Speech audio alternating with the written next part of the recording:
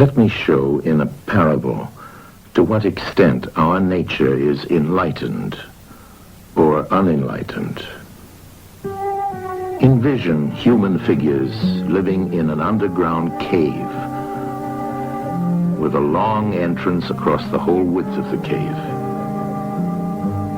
Here they have been from their childhood and have their legs and necks chained so that they cannot move and can only see before them, being prevented by the chains from turning their heads around.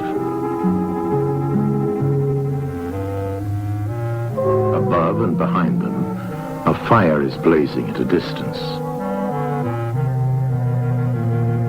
They see only their own shadows, which the fire throws on the opposite wall of the cave.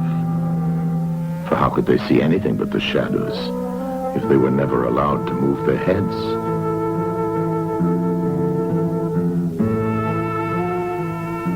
Between the fire and the prisoners, there is a raised way and a low wall built along the way like the screen which puppet players have in front of them, over which they show the puppets.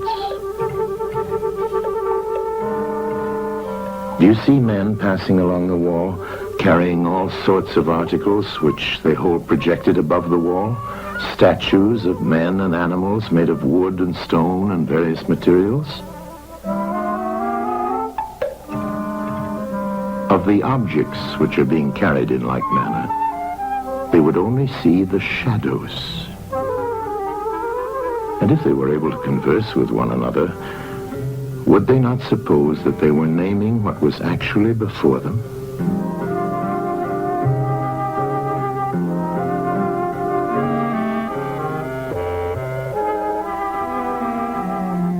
And suppose further that there was an echo which came from the wall.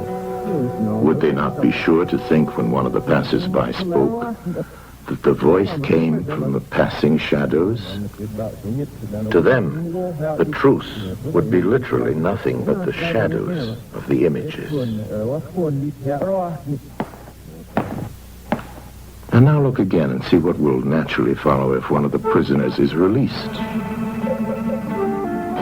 At first, when he is liberated and compelled suddenly to stand up and turn his head round and look towards the light, all this would hurt him, and he would be much too dazzled to see distinctly those things whose shadows he had seen before. And then conceive someone saying to him that what he saw before was an illusion,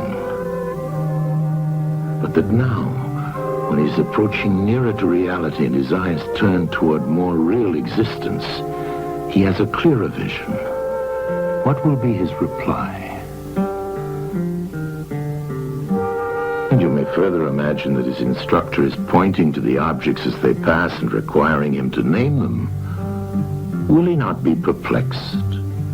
Will he not think that the shadows which he formerly saw are truer than the objects which are now shown to him?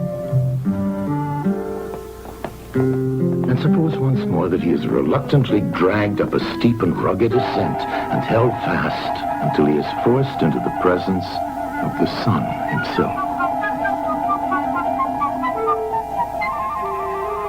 When he approaches the light, his eyes will be dazzled, and he will not be able to see anything at all of what are now called realities. He will require to grow accustomed to the sight of the upper world.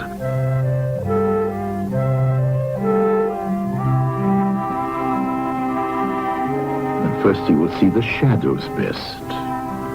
Next, the reflections of objects in the water, and then the objects themselves. Then he will gaze upon the stars and the spangled heavens and the light of the moon. He will see the sky and the stars by night. Last of all, he will be able to see the sun, and not mere reflections of it in the water, but he will see the sun in its own proper place and not in another. And he will contemplate the sun as it is. Will he not then proceed to argue that it is the sun who gives the season and the years, and is the guardian of all that is in the visible world, and in a certain way the cause of all things which his fellows had been accustomed to behold. Clearly he would first see the sun, and then reason about it. And when he remembered his old habitation and what was the wisdom of the cave and his fellow prisoners, do you not suppose that he would bless himself for the change and pity them?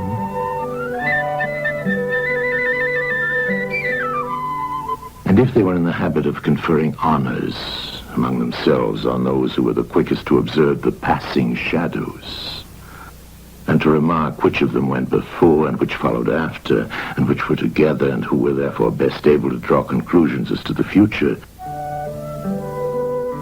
do you think that he would care for such honors and glories, or envy the possessors of them? Would he not say with Homer, "Better to be the poor servant of a poor master, and to endure anything rather than think as they do and live after their manner"? Imagine once more such a one coming suddenly out of the sun to be replaced in his old situation. Would he not be certain to have his eyes full of darkness? And if there were a contest of measuring the shadows, and he had to compete with the prisoners who had never moved out of the den, while his sight was still weak, and before his eyes had become steady, wouldn't they all laugh at him and say he had spoiled his eyesight by going up there, and that it was better not to even think of ascending?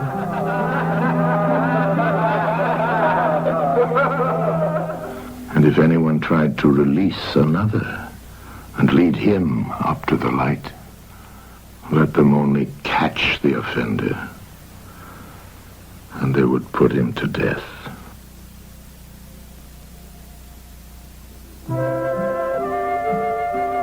It is the task of the enlightened not only to ascend to learning and to see the good, but to be willing to descend again to those prisoners and to share their troubles and their honors, whether they are worth having or not. And this they must do, even with the prospect of death. They shall give of their help to one another, wherever each class is able to help the community.